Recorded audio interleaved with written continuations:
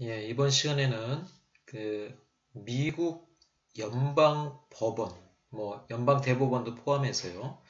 미국 연방법원의 재판 관할권과 미국의 사법심사의 내용에 대해서 살펴보도록 하겠습니다.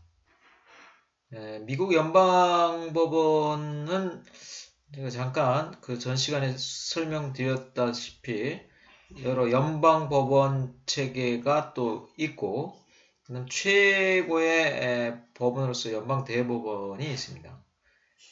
그러면 이 미국 연방법원의 재판 관할권부터 설명을 하겠습니다. 미국 연방헌법의 제3조 제1항에는 이렇게 되어 있습니다.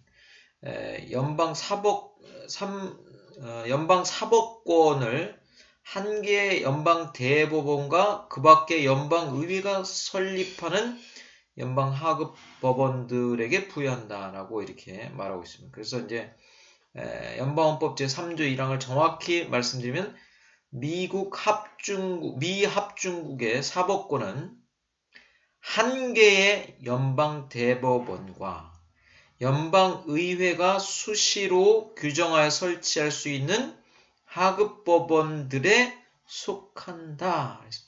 그러니까 하나의 축은 연방대법원이라는 제일 최고의 법원 하나가 있고, 그 다음에 법원은 뭐냐? 연방의회가 규정해서 설치할 수 있는 연방하급법원들이 있다는 거죠. 따라서 연방대법원을 제외한 연방법원의 조직 형성권은 전적으로 연방대법원 이외의 연방법원들은 연방의회가 규정해서 형성하는 그러한 연방법원들이다. 이렇게 말할 수 있습니다.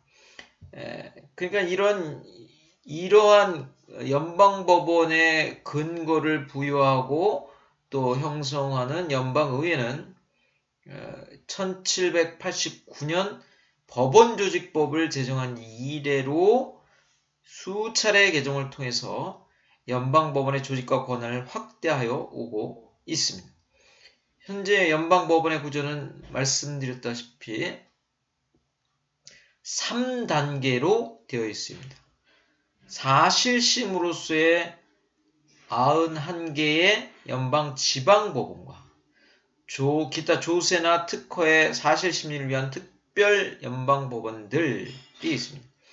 또 연방법률에 의하면 91개의 각 지역구에 할당하는 법관 수는 대략 한 581명 정도 되어 있고, 2명부터 많게는 28명에 이르는 지역구도 있습니다.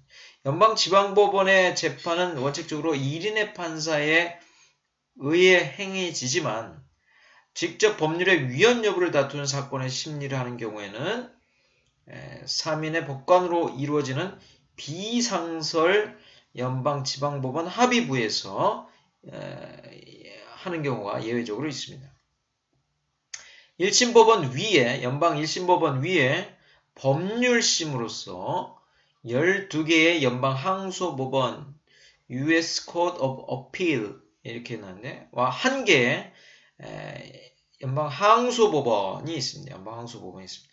그래서 이제 2심에 해당하는, 이런 연방 차원의 2심에 해당하는 것은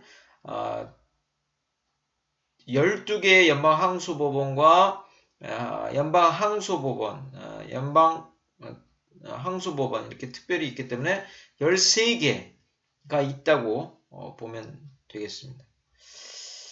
그래서 이 12개의 수뇌구, 서컷을 나눠서 한 개의 수뇌구에 한 개의 연방 항소법원을 설치하고 있다는 것이죠. 콜롬비아 특별구는 하나의 수뇌구를 형성하고 있습니다.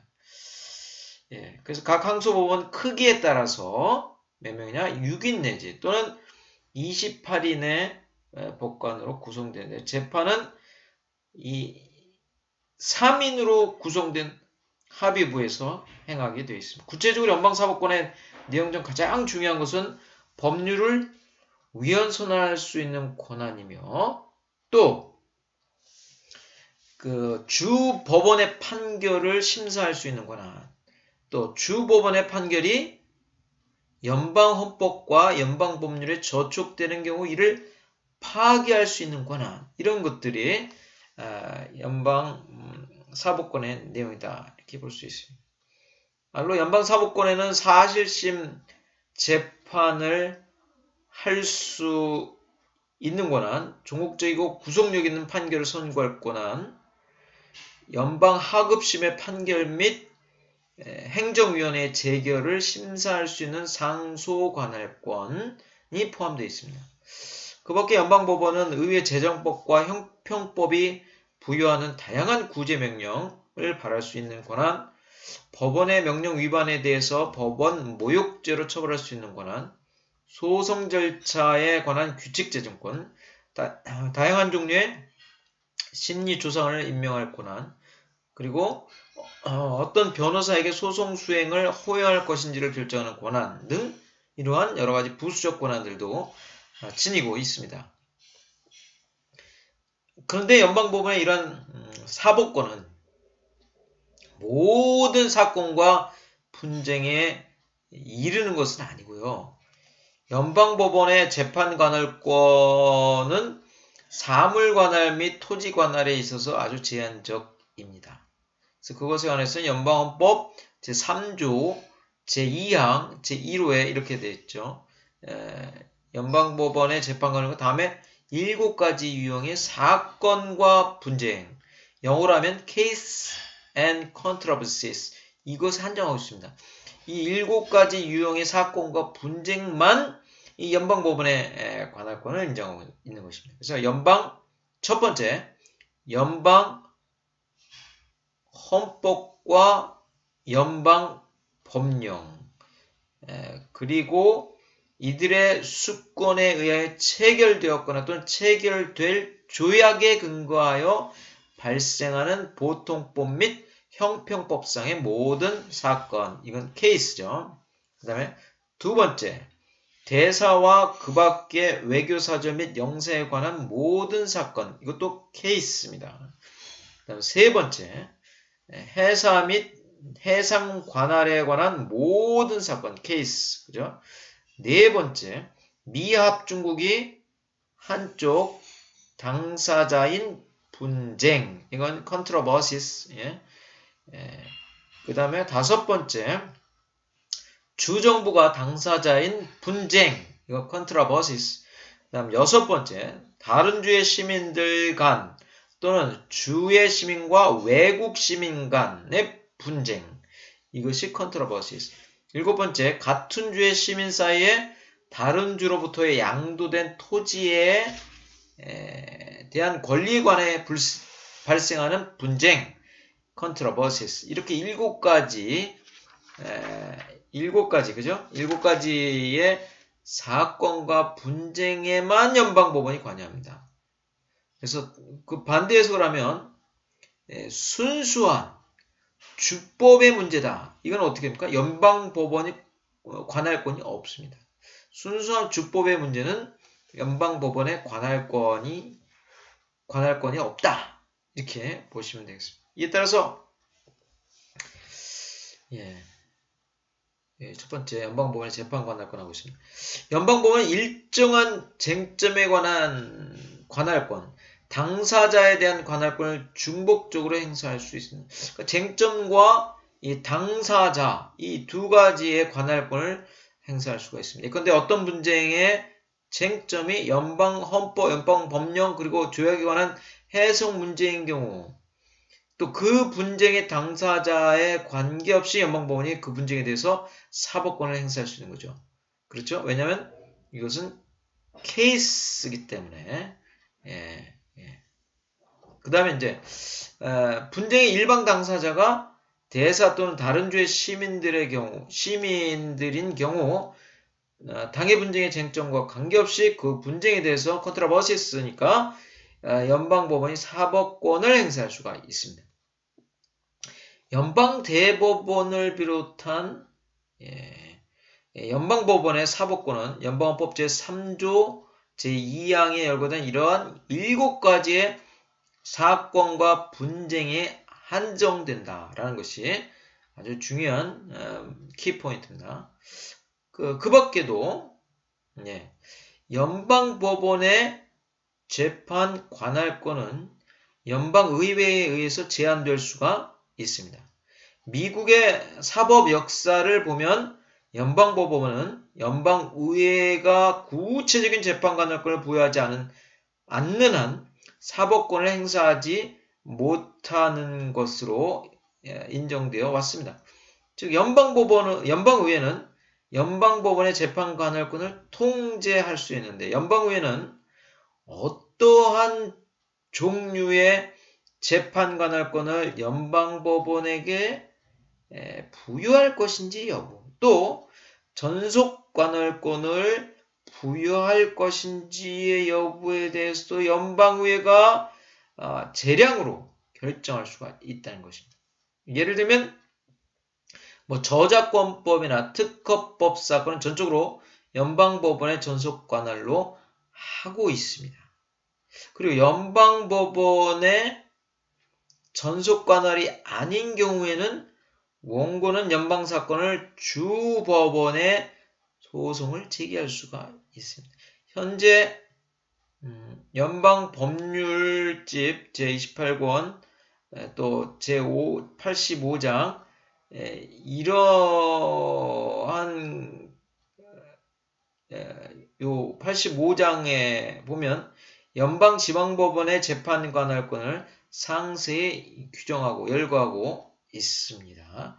그러니까 연방법원의 관할권이 아니면 주법원에 소송을 제기할 수가 있다는 거죠. 그러면 두 번째로 연방대법원의 재판 관할권으로 있습니다. 미국 연방헌법은 말씀드렸다시피 제3조 제2항 제2단에서 이렇게 연방대법원의 재판 관할권에 관해서 이렇게 말하고 있습니다. 규정하고 있습니다. 대사와 그 밖의 외교사절 및 영사에 관한 모든 사건과 주가 한쪽 당사자인 사건은 연방대법원이 1심 재판 관할권을 가진다. 그러니까 다시 말하겠습니다. 대사와 그 밖에 외교사절 및 영사에 관한 모든 사건과 주가 한쪽 당사자인 사건은 연방대법원이 1심 재판 관할권을 가진다. 그 이외의 모든 사건에 있어서는 의회가 정하는 예외를 제외하고는 법률 문제, 사실 문제에 대해서 상고 관할권을 가집니다. 그러니까 1심 재판 관할권은 지금 규정을 읽어드렸던 요것만 되고 나머지는 상고 관할권이 있다라는 거죠.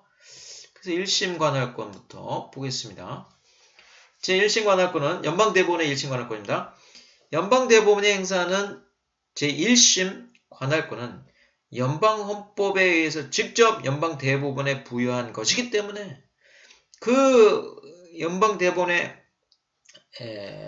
권한 행사에 대해서 연방의회의 승인 여부와 전혀 관계없이 이러한 사건들을 연방대법원이 재판할 수가 있습니다. 다만 제1심 재판 관할권은 연방헌법 제3조에 열거된 사항에 한정되기 때문에 일찍이 1803년 연방대법원은 마버리 대 메디슨 판결에서 이 점을 판결의 핵심적인 이유로 제시하고 있습니다.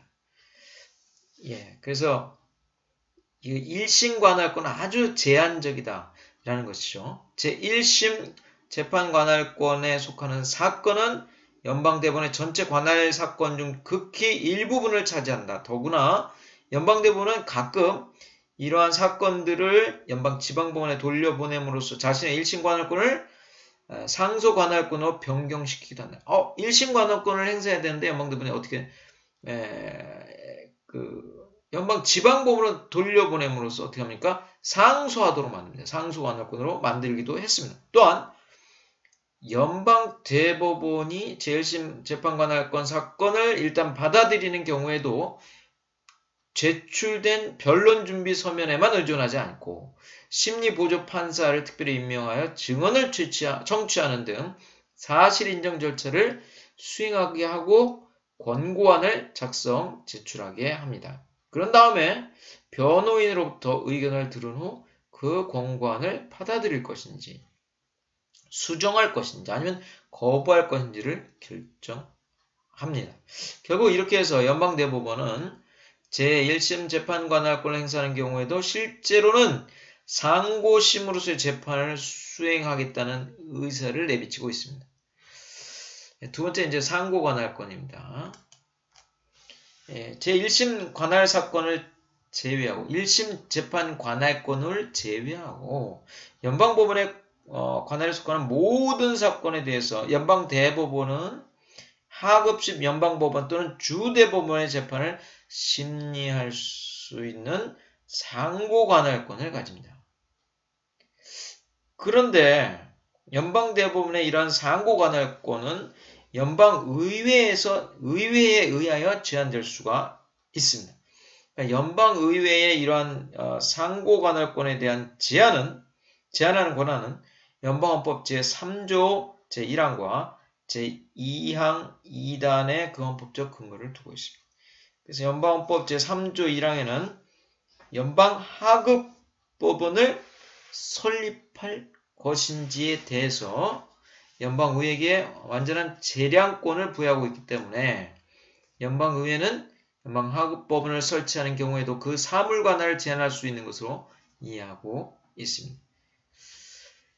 연방대법원은 이러한 이 견해를 오래전인 1812년 명시적으로 인정하고 있으며 19세기 중반에도 인정하였고 다시 1966년에도 이러한 점을 다시 확인하고 있습니다. 이에 따라서 연방하급법원의 사물 관할이 제한되는 만큼 연방대법원의 상고관할권은 축소될 수밖에 없습니다.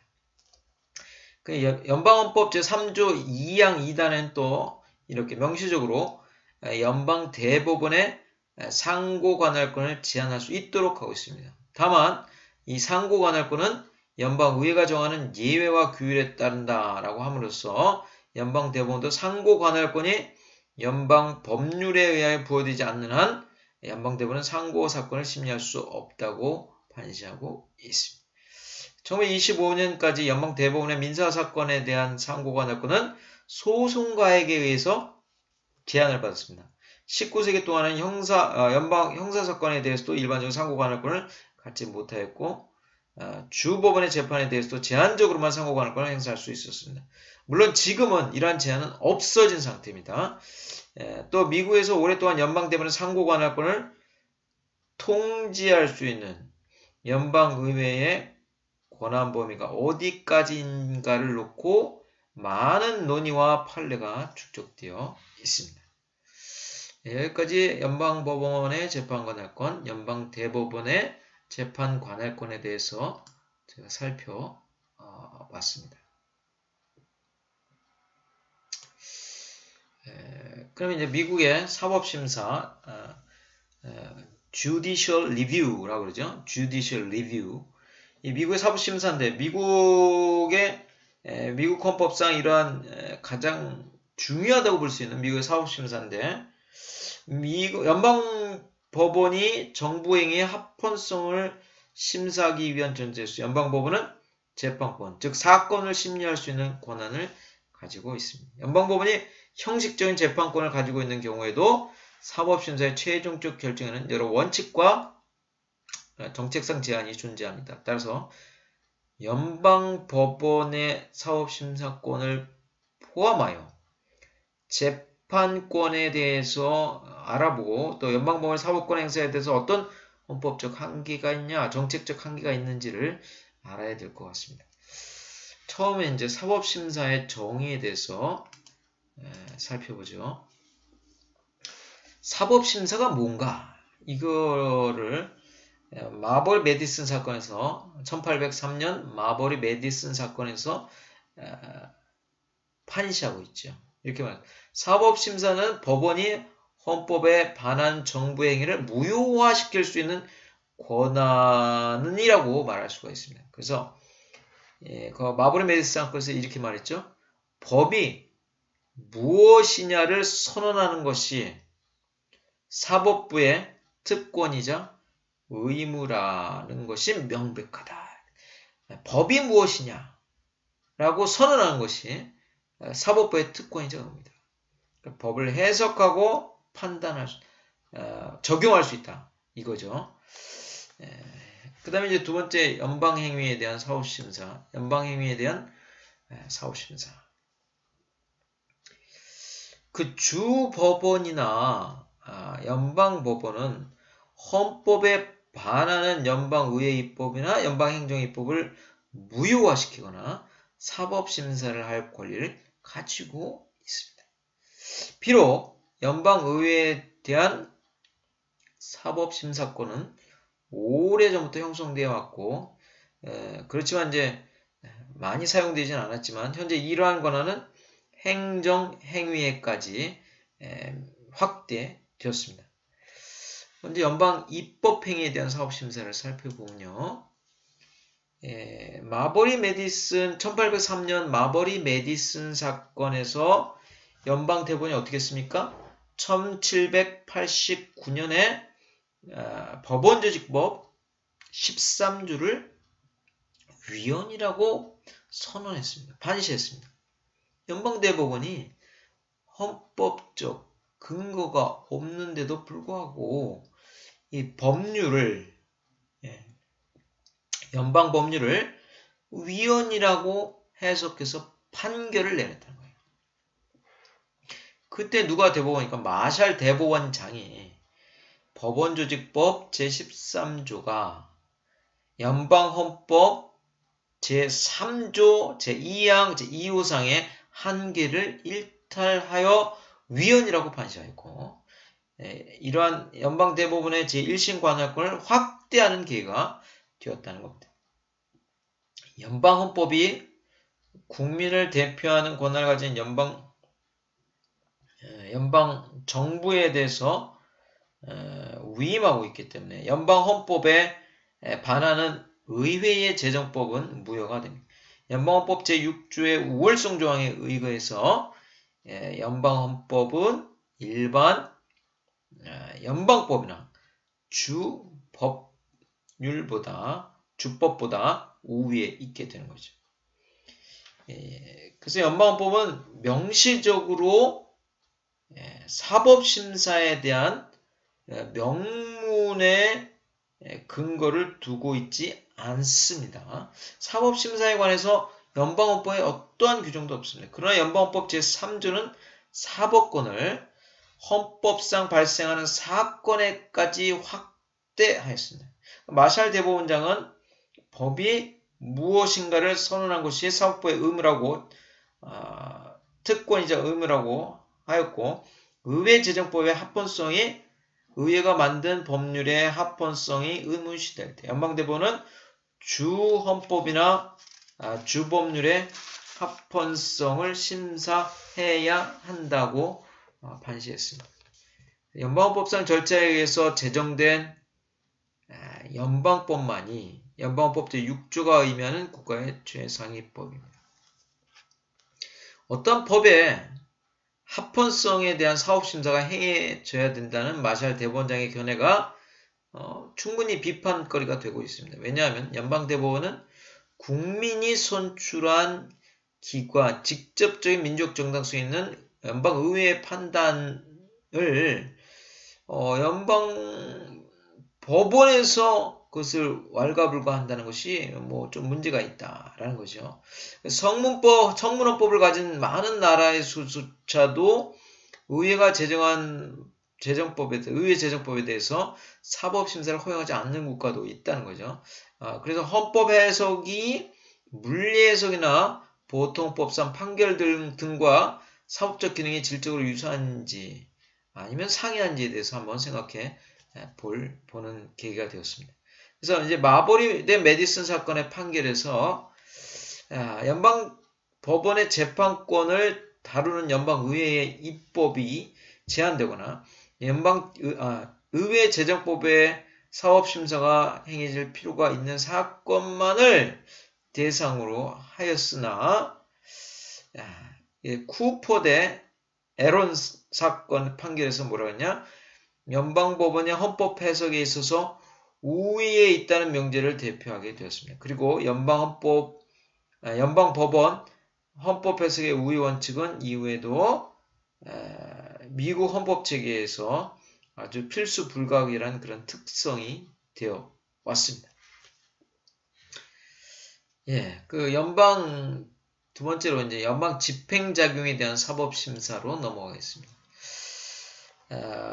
이런 사법심사는 이 입법 행위뿐만 아니라 집행작용에도 적용되게 되었습니다. 연방법원들은 집행작용에 대한 해명을 위해서 행정공무원을 소환하고 또 집행작용의 합법성을 사법심사할 수 있습니다. 마버리 메디슨 사건에서 연방대법원은 행정부가 법적인 재량이나 헌법적 재량을 지니고 있는 곳에서는 사법심사가 배제된다라고 판시했습니다. 행정부의 재량이 있는 법적인 재량, 헌법적 재량을 지니고 있는 곳에서는 사법심사가 배제된다라고 판시했습니다. 그러나 사법심사의 적합성 여부를 결정하는 것은 집행행위의 성질이지 공무원의 직무가 아니라는 거예요.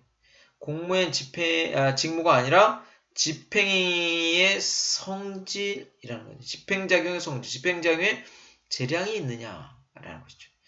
그러면 직무 집행영장은 행정상 재량이 없는 의무수행이기 때문에, 재량이 없는 의무수행이기 때문에 의무수행이보다는 행정공무원에게 발부될 수가 있습니다.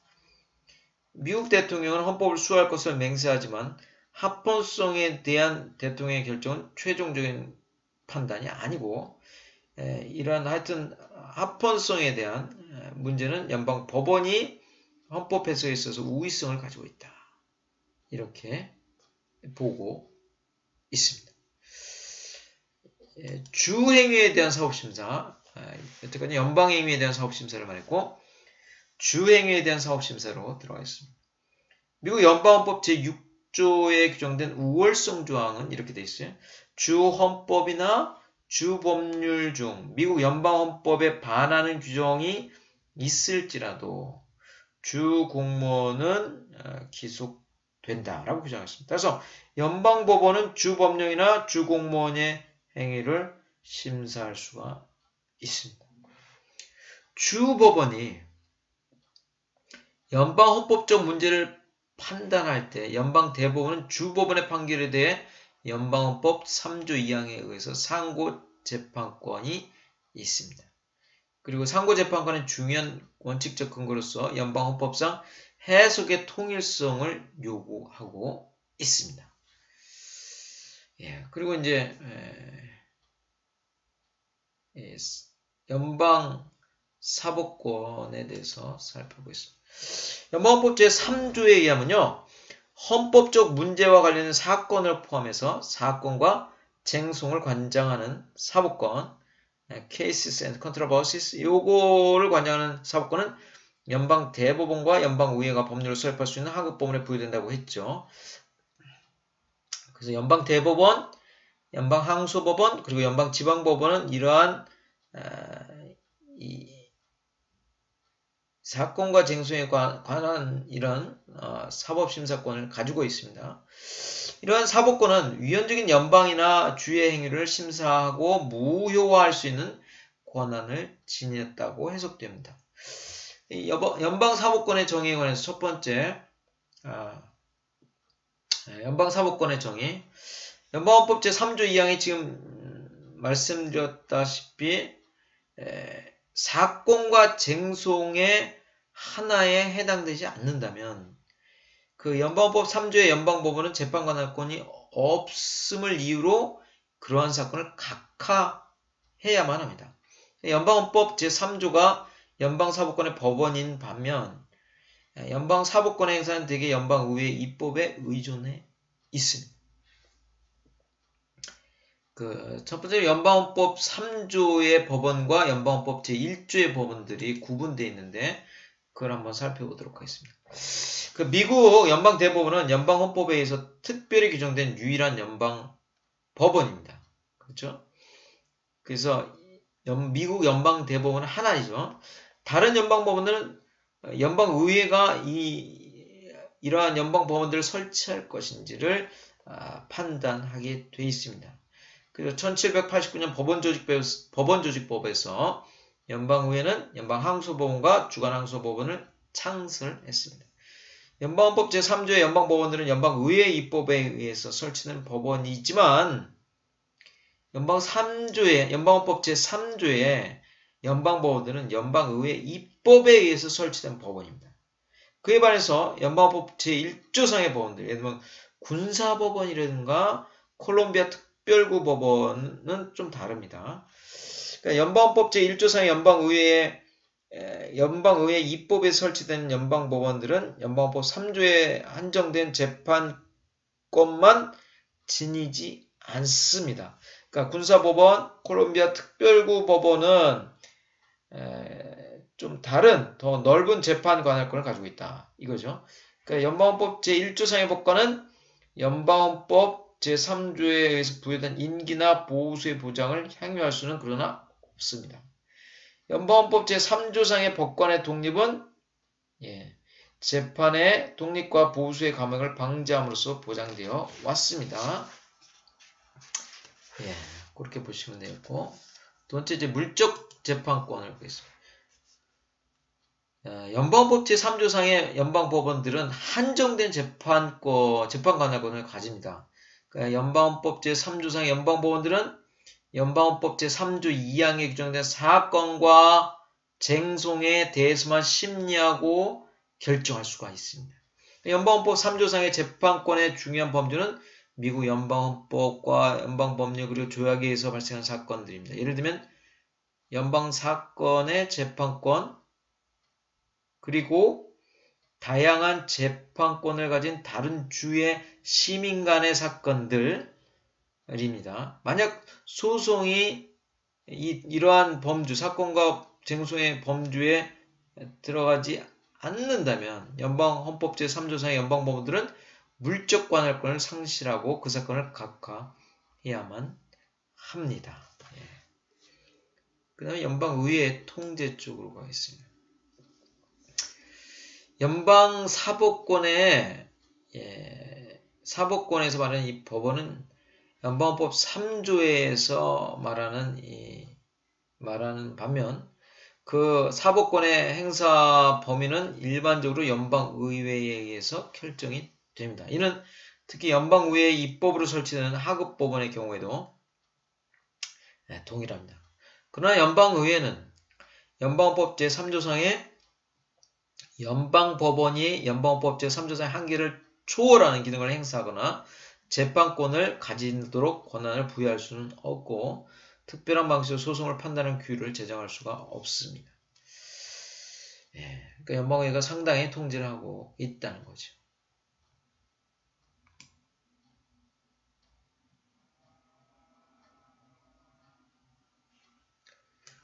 연방 대법원의 재판 관할권을 보겠습니다. 연방헌법 제3조에서 연방 대법원에 부여되는 사법권은 제1심 관할권과 상고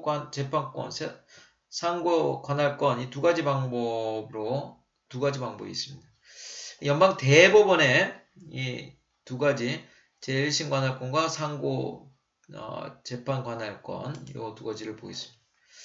제1심 재판권, 고유 재판권이라고 오리지널인데 연방의회는 대사나 영사 또는 주가 한쪽 당사자가 되는 사건에 대해서 1심 재판 관할권을 연방헌법 제3조에 의해서 연방대법원에 부여하고 있습니다. 이는 제1심 재판권 배분에 있어서 연방헌법 제3조에 규정된 사건들 연방대법원에 소를 제기해야 한다는 것을 의미하죠. 그러니까 대사나 영사에 관한 사건이라든가 주가 한쪽 당사자가 되는 사건은 연방대법원에 1심 관할권이 있다는 거죠. 그래서 연방의회는 연방헌법 제3조에 특정된 이러한 사건들 그러니까 케이스에서 이외에도 제1심 관할권을 연방대법원에 부여할 수는 없습니다. 연방의회가 연방헌법 3조에 연방대법원에게 이러한 관할권을 지닌 것 이외에 새롭게 부여할 수 있느냐? 없다라는 겁니다. 두 번째 이제 상고 재판 관할권, 재판권을 부여하고 박탈할 수 있는 연방의회의 권한이 있다는 거죠. 예. 이 1심 재판 관할권은 그러한 연방의회에 어떤 권한이 없는데 이 상고 재판권은 재판권을 부여하거나 박탈할 수 있는 연방의회의 권한이 있다.